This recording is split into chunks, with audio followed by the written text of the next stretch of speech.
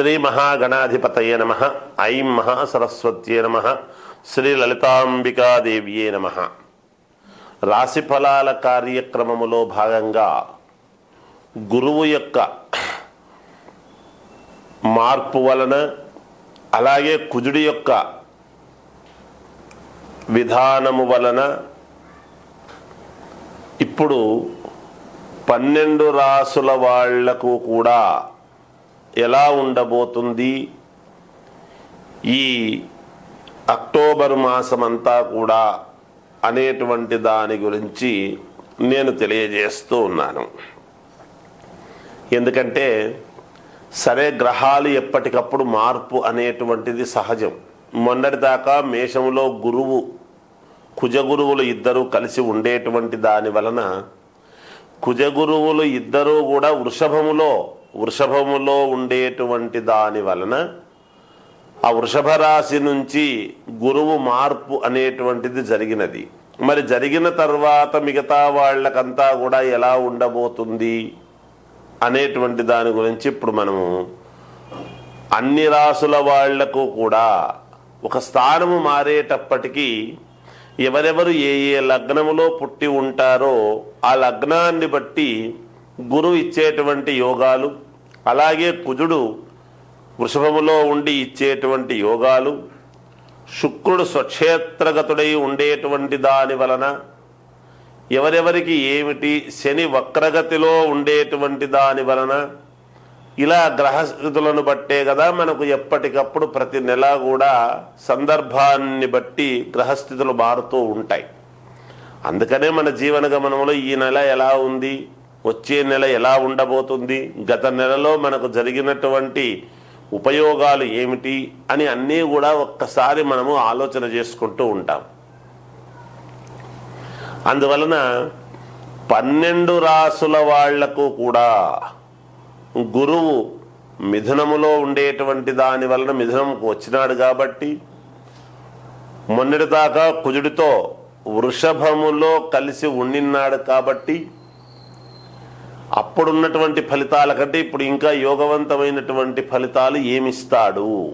ఏది ఏమైనా వ్యక్తిగతమైనటువంటి జాతకం అనేటువంటిది చాలా అవసరం. ఎందుకంటే రాసుల ప్రకారముగా ఎప్పుడూ కూడా మంచివి. మనం నక్షత్రాన్ని బట్టి వ్యక్తి యొక్క గుణగణాలు అనేటువంటివి తెలుస్తాయి. ఎప్పుడూ కూడా రాసుల ప్రకారముగా ఏమి తెలుస్తుంది, ఎందుకు రాసులు చూసుకోవాలి అంటే మన జీవితంలో జరిగేటువంటి మార్పులు రాసుల ప్రకారముగానే జరుగుతాయి.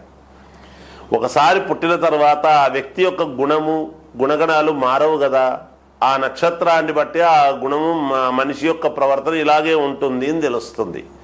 కానీ ఆ మనిషి స్థితిగతులను మార్పు చేసేటువంటిది, మార్పు జరుగుతూ వచ్చేది రాసుల ప్రకారమే మార్పులు అనేటువంటివి జరుగుతాయి. అవి మనము గ్రహించాలి. అందుకని ఎవరు ఏ లగ్నములో పుట్టారు అనేటువంటిది చాలా అవసరము.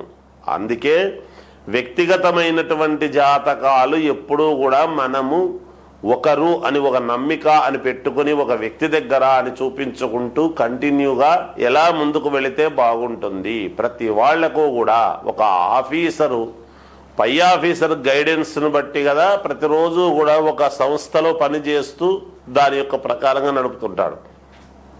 మానవ జీవితము కూడా ఇలా మీకు నచ్చిన వాళ్ళ దగ్గర చూపించుకొని వాళ్ళు చెప్పినట్టుగా గనక మీరు అడుగులు వేస్తున్నారు అంటే మీకు తప్పకుండా విజయము లభించి తీరుతుంది. ఈ అక్టోబర్ మాసమంతా కూడా ఎలా ఉంటుంది అని ఇప్పుడు నేను తెలియజేస్తాను.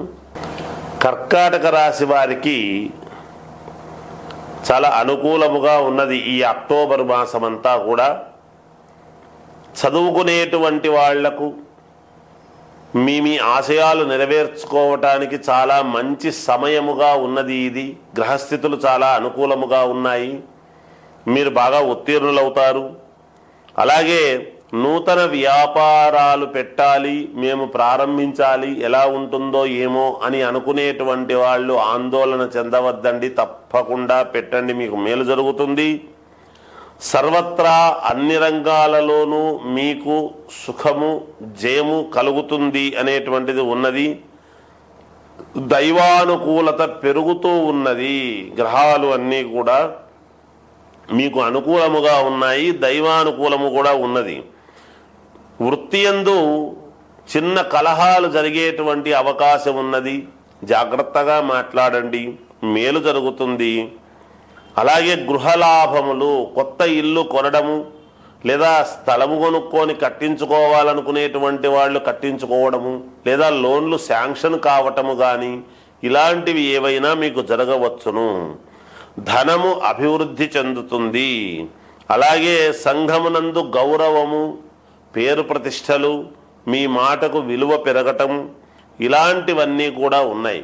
కానీ వాహనాలలో దూర ప్రయాణాలు చెయ్యకండి, దగ్గర కావాల్సింటే వెళ్తూ వస్తూ ఉండండి, మీకు మేలు జరుగుతుంది. ఈ మాసమంతా కూడా జయోస్తు. అన్ని రాసుల వాళ్లకు కూడా అక్టోబర్ మాసంలో దసరా పండుగలు వస్తున్నాయి కాబట్టి దసరా పండుగలలో అందరూ మీ పనులు మేలు జరగటానికి, మీరు అనుకున్నటువంటి పనులలో విజయము కలగటానికి, మీకు సర్వము అనుకూలవంతముగా ఉండేటువంటి దానికి మీరు ఒక శ్రీచక్రము అనేటువంటిది ఒక పటము తెచ్చుకోండి ఇంట్లో కొనుక్కొని. ఆ పటాన్ని పసుపు నీళ్లతో శుభ్రముగా తుడిచి, ఆవు పేడ దొరుకుతుంది, గోమయం, ఆవు పేడ తీసుకొని శ్రీచక్రము యొక్క బిందువు, పటములో మధ్యలో ఉంటుంది బిందువు అని, ఆ బిందువు దగ్గర ఆ గోమయాన్ని మనము గంధములాగా పెట్టండి. పెట్టిన తర్వాత దాని మీద పసుపు పెట్టి దాని మీద కుంకుమ పెట్టండి. పెట్టిన తర్వాత ఈ దసరా 10 రోజులు కూడా సాయంకాలము పూట 5 గంటల నుంచి 7 గంటల లోపల, 5 నుంచి 7 గంటల లోపల మీ ఇష్టం, సాయంకాలం కొంచెం నిష్టగా మహాలక్ష్మి అష్టోత్తరము అనేటువంటిది ఆ పటము మీద వేస్తూ రాండి. రోజు కూడా ఆ కుంకుమతో మామూలుగా లక్ష్మీ అష్టోత్తరం, ఓం ప్రకృతై నమః వికృతై నమః అనేటువంటి అష్టోత్తరము ఉంటుంది. అది చదివి అక్కడ కుంకుమ వేస్తూ ఆ కుంకుమ మీరు ధరిస్తూ రండి. ఈ 10 రోజులు ఆ పని చెయ్యండి. తప్పకుండా మీరు అనుకున్నటువంటి పనులు నెరవేరటానికి మేలు జరుగుతుంది. శ్రీచక్రము అనేటువంటిది మూలం, అమ్మవారి యొక్క మూలదేవత. సర్వదేవతలు శ్రీచక్రములో ఉన్నాయి, అందరు అమ్మవార్లు ఉంటారు అందులో. ఆ పటము తెచ్చుకొని మీరు దేవతాస్థానములో ఉంచుకొని కాస్త శుద్ధిగా ఈ 10 రోజులు గనక మీరు చేస్తున్నారు అంటే మీకు మేలు జరుగుతుంది అని తెలియజేస్తూ జయోస్తు.